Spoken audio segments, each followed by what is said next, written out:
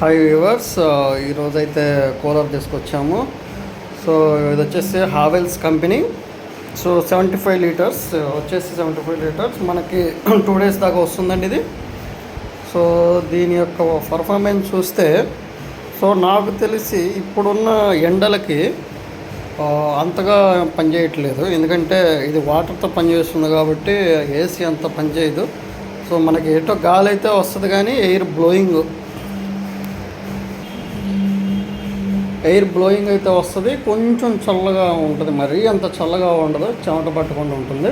So ఇదండి cooler performance అయితే. So fan మీద బెటరు, ఏసీతో అసలు పోల్చకండి ఇది. సో ఫ్యాన్ స్పీడ్ ఎక్కువ ఉంటుంది మామూలు కంపేర్ టు నార్మల్ ఫ్యాన్తో పోల్చుకుంటే మాత్రం ఇది బెటర్ అండి. కొంచెం వాటర్ కూడా పోస్తాం కాబట్టి ఆ వాటర్తో యాడ్ అయ్యి కొంచెం చల్లగా వస్తుంది. అది కూడా చలికాలం అయితే కొంచెం చల్లగా వస్తుంది, ఎండాకాలం కొంచెం చెమటలు పట్టకుండా ఉంటుంది. అంతేనండి కూలర్ అయితే. సో నాకు తెలిసి ఎవరైతే కూలర్ తీసుకోవాలనుకుంటున్నారో ఫ్యాన్ కంటే బెటర్ ఉండాలనుకుంటే కూలర్ తీసుకోండి.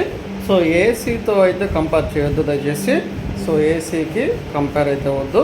సో జస్ట్ ఏంటంటే చెమటలు పట్టకుండా ఫ్యాన్ కంటే బెటర్గా ఉంటుంది, కొంచెం చల్లగా ఉంటుంది, మరి అంత చల్లగా ఉండదు, చెమటలు పట్టకుండా ఉంటుంది, ఎయిర్ ఫ్లో బాగా వస్తుంది. ఇది హావెల్స్ కంపెనీ బాగా పనిచేస్తుంది. బట్ ఈ ఎండలకైతే ఇది సరిపోవట్లేదని చెప్పాలి. సో కూలర్ తీసుకునే వాళ్ళు, ఆ ఉద్దేశం ఉన్న వాళ్ళు తీసుకోకపోవటం బెటర్. డైరెక్ట్గా ఒక 20,000 ఎక్స్ట్రా అయినా, ఇదైతే 10,000 పడిందండి కాస్ట్.